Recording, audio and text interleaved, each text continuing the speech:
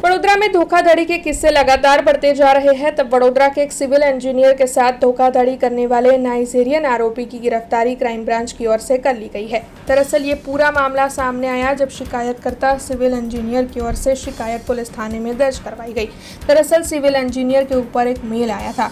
ठग की ओर से एक आयुर्वेदिक लिक्विड की डिमांड की गई थी। उसकी डिमांड खड़ी की गई थी और फिर कृष्णा हर्बल नाम के डमी डीलर के पास से उसे खरीदने का भी कहा गया था। ठग गैब्रियल गोएका खुद ही कृष्णा हर्बल का डमी कर्मचारी बना और फिर इस पूरे रैकेट को उस शख्स की ओर से अंजाम दिया गया। इंजीनियर ने लालच में आकर लिक्विड और अन्य चीज़ों को मिलाकर 1,24,00,000 रुपये चुकाए थे, जिसके बाद ठग ने अपना मोबाइल नंबर बंद कर दिया था। हालांकि पुलिस ने महाराष्ट्र से इस नाइजीरियन आरोपी की गिरफ्तारी कर ली है। नाइजीरियन शॉर्ट टर्म वीज़ा से भारत आया था। वीज़ा पूर्ण हो जाने के बावजूद भी वो वापस नहीं जा सका था, जिसके मद्देनज़र उसने ऐसी धोखाधड़ी की वारदातों को अंजाम देना शुरू किया था। इस बारे में साइबर क्राइम के एसीपी MM राजपूत ने ज़्यादा जानकारी दी। वडोदरा शहर साइबर क्राइम पोलीस स्टेशन खाते 14/25ની એફઆઈઆર દાખલ કરવામાં આવેલી, જે અનુસાર ભોગ બનનાર પોતે સિવિલ એન્જિનિયર હોય અને તે એક કંપનીમાં નોકરી કરતા હોય, તેમને એક ઈમેલ કરવામાં આવે છે કે એક લિક્વિડ છે જેનું નામ છે લ્યુકેનેશિયા વીજ સેમ્પલ જે લિક્વિડ છે તેનું દવા બનાવવાની કંપનીમાં ખૂબ જ મહત્તમ ઉપયોગ થાય છે। તો તે બાબતે અમે તમને ડીલરશીપ આપવા માંગીએ છીએ અને અમારી પાસે ક્લાયન્ટ પણ છે। તે બાબતેની એક ઈમેલ કરવામાં આવે છે જે ભોગ બનનારના સ્પેમ ફોલ્ડરમાં જાય છે। ભોગ બનનાર જે છે સ્પેમ ફોલ્ડરને એક્સેસ કરીને એમાંથી ઈમેલ વાંચે છે અને આ જાહેરાત આ જે પણ ઈમેલ છે તેને લોભમાં આવી જાય છે અને તેમાં એવું પણ કહેવામાં આવે છે કે આમાં જે પણ ફાયદો થશે તે આપણે 50% વેચી લઈશું।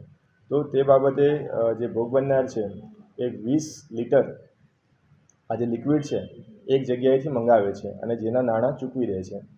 પછી એમને સેમ્પલ મળતું નથી અને તેમને ફરીથી એવું કહેવામાં આવે છે કે જો તમે 50 લિટર આ સેમ્પલ પરચેસ કરશો તો અમે તમને 130 લિટર સેમ્પલના પૈસા એડવાન્સમાં ચૂકવી દઈશું।